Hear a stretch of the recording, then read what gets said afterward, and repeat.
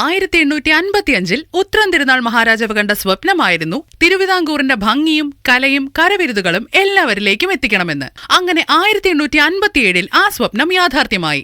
അതാണ് തിരുവനന്തപുരത്തിന്റെ സ്വന്തം മ്യൂസിയം. സ്ഥലപരിമിതി മൂലം പിന്നീട് ആയില്യം തിരുനാൾ മഹാരാജാവിന്റെ നേതൃത്വത്തിൽ ബ്രിട്ടീഷ് വാസ്തുശില്പി റോബർട്ട് ചിഷോം നിർമ്മിച്ച പുതിയ കെട്ടിടമാണ് ഇന്ന് നമ്മൾ കാണുന്ന നേപ്പിയർ മ്യൂസിയം. അന്നത്തെ മദ്രാസ് ഗവർണർ ജനറൽ ആയിരുന്ന ലോർഡ് നേപ്പിയറിനോടുള്ള ആദരസൂചകമായാണ് മ്യൂസിയത്തിന് പേര് നൽകിയിരിക്കുന്നത്. 1888 ഇവിടം പൊതുജനങ്ങൾക്കായി തുറന്നുകൊടുത്തത്. 135 വർഷമായി നഗരത്തിന്റെ അഭിമാനമായ ഈ സൗധം 550-ലധികം പ്രദർശന വസ്തുക്കൾ കാത്തുസൂക്ഷിക്കുന്നു. പാണ്ഡ്യ, ചോള, വിജയനഗര കാലഘട്ടങ്ങളിലെ സമ്പന്നമായ നാണയങ്ങൾ വിദേശ രാജ്യങ്ങളിലായ Roma, Danish, Persia, China, Turkey, Dutch എന്നിവിടങ്ങളിലെ പുരാതന നാണയങ്ങളടക്കം 9 പ്രധാന വിഭാഗങ്ങളിലായി 5400ഓളം നാണയങ്ങളുടെ വമ്പിച്ച ശേഖരം മ്യൂസിയത്തിലുണ്ട്. കഴിഞ്ഞ കാലഘട്ടങ്ങളിൽ പ്രചാരത്തിലുള്ള വൈവിധ്യമാർന്ന സംഗീതോപകരണങ്ങൾ, ആനക്കൊമ്പ്, മരം, വെങ്കലം, കല്ല്, തടി എന്നിവയിൽ തീർത്ത വ്യത്യസ്ത കൊത്തുപണികളുള്ള ശില്പങ്ങളും ദേവതമാരുടെ രൂപങ്ങളും ഇവിടെ കാണാം. ഇന്ത്യൻ സ്വാതന്ത്ര്യ സമരത്തിലെ ഏറ്റവും ധീരനായ